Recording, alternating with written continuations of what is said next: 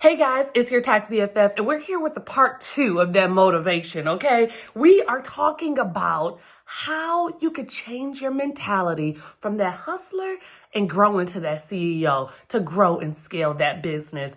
We gotta lock in on those pain points, and let's talk about how to get rid of them. Like, comment, and subscribe.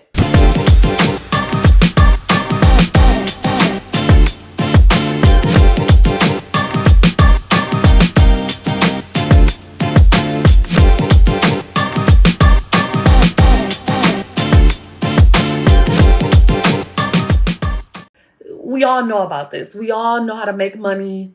We all know how to do more with less, right? Especially if we get into it. But that hustler mentality that we have grown up seeing, that we have perfected, that we've made a lot of money on, it's killing us. So many businesses stopped and shut down during COVID because of that hustler mentality. If you can't go out there and touch the hands, go out there and get the new customers, be visible, then what happens? That inability to pivot is definitely killing your business. So I want to talk about the doing more with less. We always talk about how we don't have enough time. We don't have enough money, enough capital to do what we want to do. We don't have enough staff to, meet our growing demand. We always talk about what we don't have instead of focusing on what we do have access to. And doing more with less essentially is the essence of business ownership. You want to be able to create an environment that works without you so that you can have time freedom. You want to create an environment where the productivity increases with the number of hires that you have so that you're making more money as you grow. But we often look at what we don't have instead of focusing on what we do. One of the largest pain points that I've seen with businesses, especially my hustlers, is your accounting is out of whack. Number one. So managing accounts receivables and collections. If you don't know if you're a net 30 or a net 60 or a net 90 type of business, or if you're not in just a cash on demand, you buy the shirt, you get the money type of business, you don't have a handle on your accounts receivables. If you are providing a service to a client before collecting payment, or you're even creating a design before collecting payment. Sometimes during tax season, we have tax preparation going on for clients who want to pay out of their return. That means that you've already done the service. You've already provided that product or that service to that person, and you have not collected on that money. That's cash flow.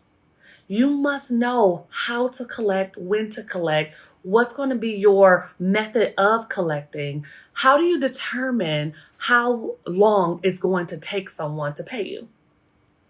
Accounts receivables. Making sure that you're not making so much money that you forget about this one person that owes you $500 over here, $1,000 over there, $10,000 over there. I see so many businesses and they're like, well, my invoices for the year, right? My accrued income for the year is $1 million, but I only see $365,000. That is a collections error. Or managing paperwork. I'm trying to get all of y'all to get to a business bank account, at least a business credit card, right? But in the event of an audit, the IRS says, okay, well, show me the receipt for these transactions. Nowadays, the audits are on specific areas of your return. So they might not want to see everything about everything. They already got all the 1099s, the W-2s, and all of the, 1098 forms for your mortgage and all that good stuff. They want to know these additional deductions.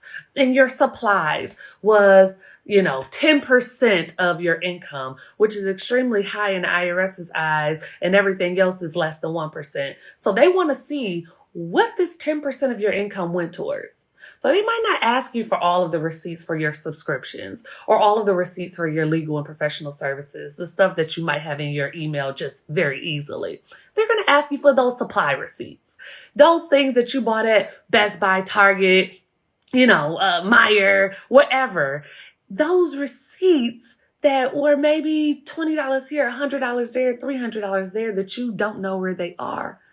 That collection of paperwork is something that you need to start automating.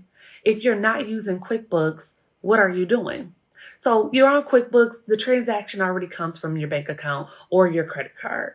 All you have to do is take a picture of that receipt before you toss it out the window or wherever you're doing with it, and it will attach to that transaction.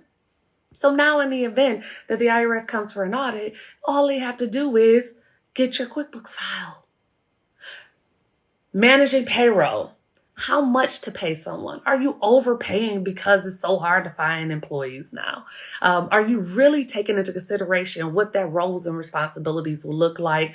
What type of skill set this person actually possesses? And can your business run without them? In the very early stages of the small business entrepreneur, I want to tell you that your business should be almost dependent on every single full-time employee, meaning that they are that integral to the success of the business. You are spending the money on employment taxes. You are possessing some type of employee benefits program. You're getting additional resources in order to save this person because they the bomb like that. If that is not the case, I am urging you to look at contract workers. I'm urging you to sublease this over here, that over there, a virtual assistant there, that type of thing. I'm not against hiring at all. I've said this many of times. I believe in paying someone to do the things you don't want to do, doing the things that take too much time to do, and doing the things you really don't know how to do all the way. However, in those beginning stages, hiring just a bunch of full-time employees and spending all this money on payroll can be shooting yourself in the foot. And determining how much someone will work for based on how you feel about what you will work for is insane. It's insane. Or paying someone an extremely high premium because it's not a lot of people who want to work, or it's so hard to find employees and all of that good stuff. I get it. I need to hire right now. However, we do not pay premiums based on the necessity of, I just need to get somebody in there, because you might get the wrong person in there. So payroll is another aspect of accounting that is just bogging you down at this point. And then managing cash flows and profit margin. Too often, business owners look at their bank account and they see if they're doing good or not. If they see, 5 figures in the bank account, they must be doing good. If they see less than 4 figures in the bank account, we must be going under. And that's not always the case. I urge you to stop using your bank account as your margin of success. That is just telling you how much is in the account right this second.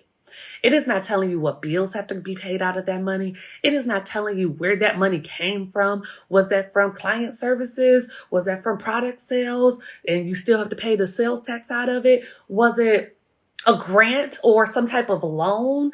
All of these things matter.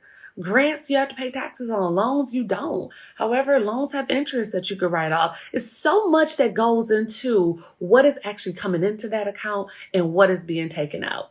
How much of what is being taken out is going into your pockets as the owner? Are you taking the owner's compensation? Are you an S Corp and really need to be putting yourself on payroll and paying some W-2 and employment taxes on yourself? All of those things are accounting issues. Even knowing how much to pay yourself. We talked about knowing how much to pay your employees and all of that good stuff, but knowing how much to pay yourself. There's an exact formula for this, and it is not based on if the business is booming. Okay? I believe this is the one thing, and I love the Profit First book, but they have a lot of accounting issues in there that I have to, digress on that. But the paying yourself off top is something that I believe in.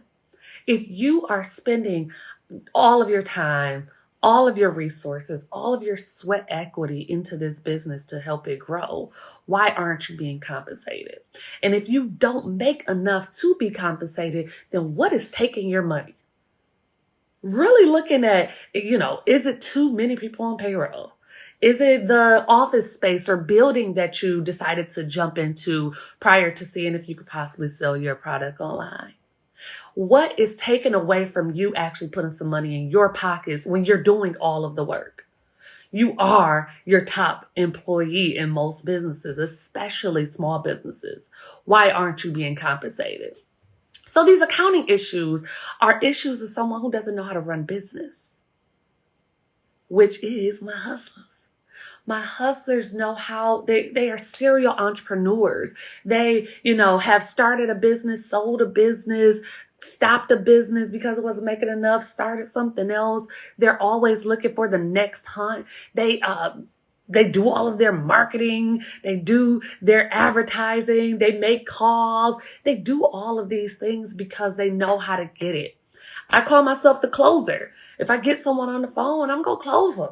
I can find where you are bottlenecking in your accounting systems, what's going wrong, and I can let you know how to fix it in a 15-minute conversation. And then the next step is we're going to do something together. But I have to get out of that, and I'm urging you to as well. That hustler mentality, you are capping your level of income at the amount of your productivity. Meaning, if I do all of the sales calls, I can only do so many. Not to mention the work that I have to do for the people that I do close, I will then cap the amount of revenue that I can generate. The hustler mentality keeps you in a hamster wheel of getting to it. You just like, I got to get money. I got to make money. I got to keep doing it. I got to keep marketing. I got to keep reaching people. I got to keep pushing this product out. I have to make sure as many people know about my service as possible. But the business owner who wants to scale, grow, have multiple locations, franchise out, potentially sell to investors, you can't be the only level of productivity in your company. You can't be the company. You can't put a cap on the amount of revenue that you can make. And you definitely cannot have accounting issues that have you losing out on accounts receivables, paying too much in payroll, not paying yourself, and completely falling out of control over an audit because you don't have your paperwork in order. These are the things that are easily fixable, but we don't got time for it. I don't know where that money gonna come from. All of the things that we talked about in the very beginning of this hustler mentality are now coming into play, and they're shooting you in the foot. What do you want to do? So I want to talk, it's 4 main areas of concern. Number 1 is your price. If you watch any of my videos and have binged or any of that good stuff, you know that the price is not about your feelings. It's not about, oh, my family and friends haven't bought it at that price.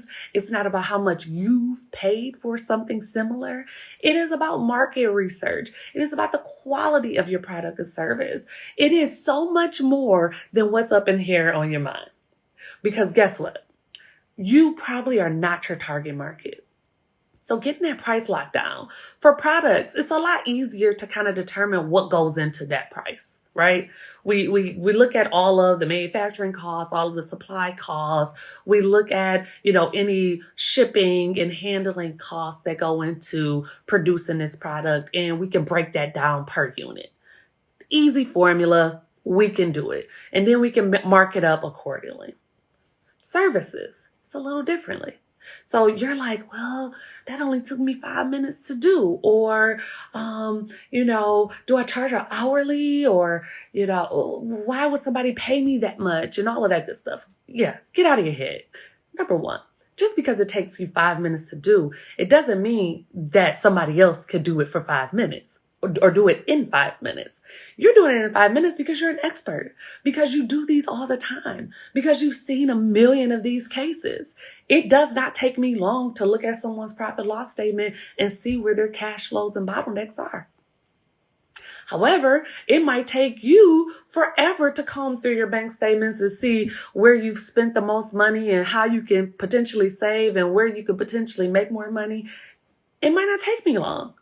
However, you're paying for my expertise. You're not paying for, well, shoot, I thought that was going to take you 2 weeks. It only took you 1 day. So I think that my price should be lower. No. And why would I think like that? So why would you? So price has to be something that you're considering at all times. That hustler mentality is, I'm going to close the deal. So, if I say it's $200, you tell me you'll give me $150, a win is a win. Get out of that. The price is the price. The type of customer that you want and that will pay for your product or service at that $200 mark is going to come. If you continue and stay the course and make sure that your staff is in line with your customer service expectations, the quality of your product service never wavers. If you stay there, you don't have to hustle and will and deal. The price is the price, and yesterday's price is not today's price. Inflation has made everything go up. Why hasn't your price changed over the years? So that's your first bottleneck. Taxes. We got three types of people. We got somebody who just doing it themselves because they think that they're just so smart. And a lot of you are smart, and I love the ideas that you bring to me. It makes me get more creative and dig into my bag.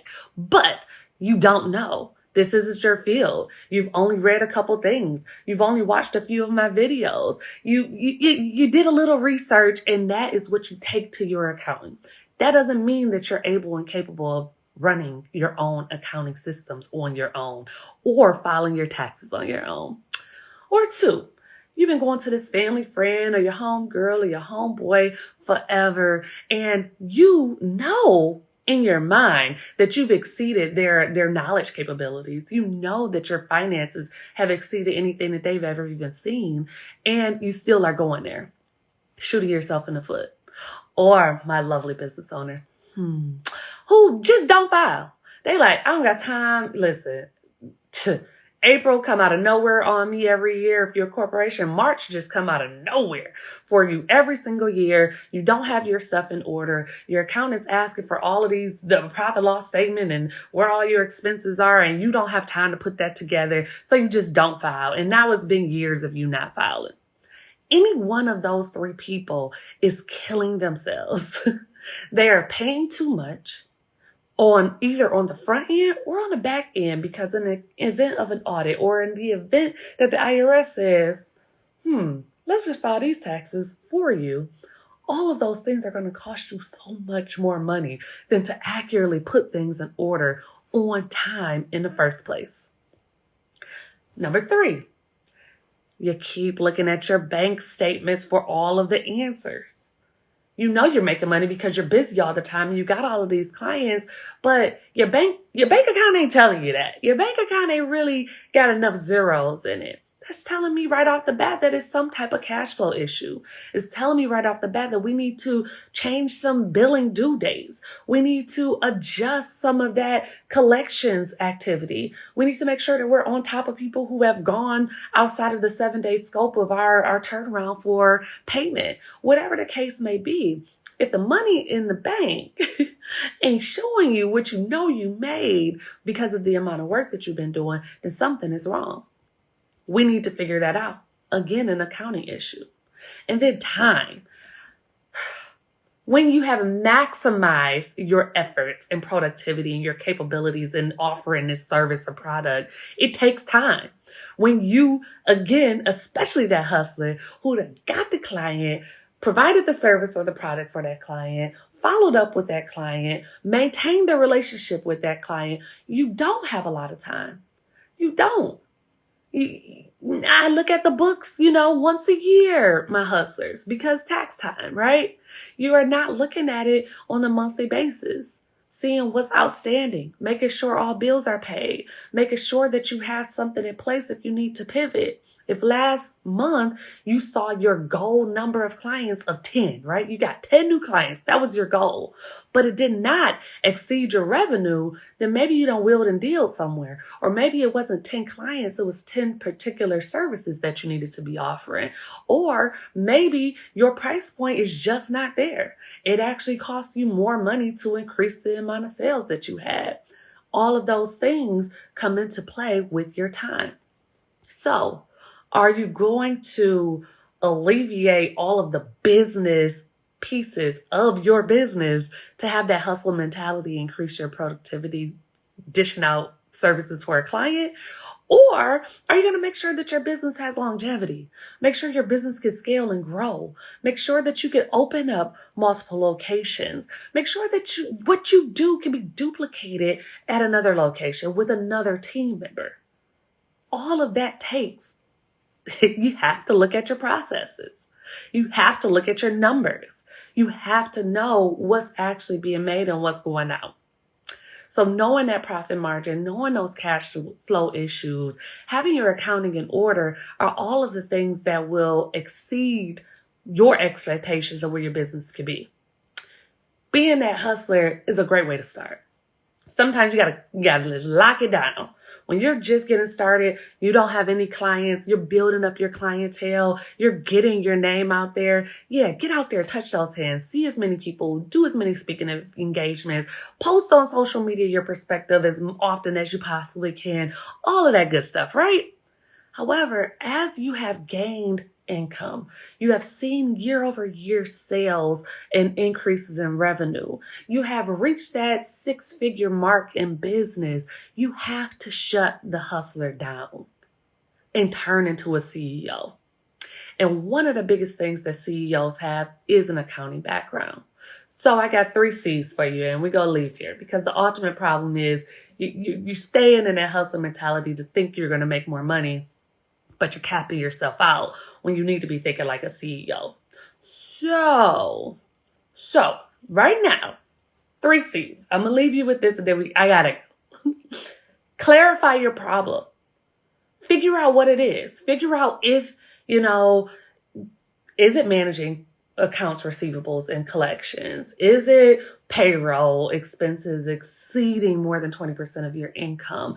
Is it knowing how to pay yourself?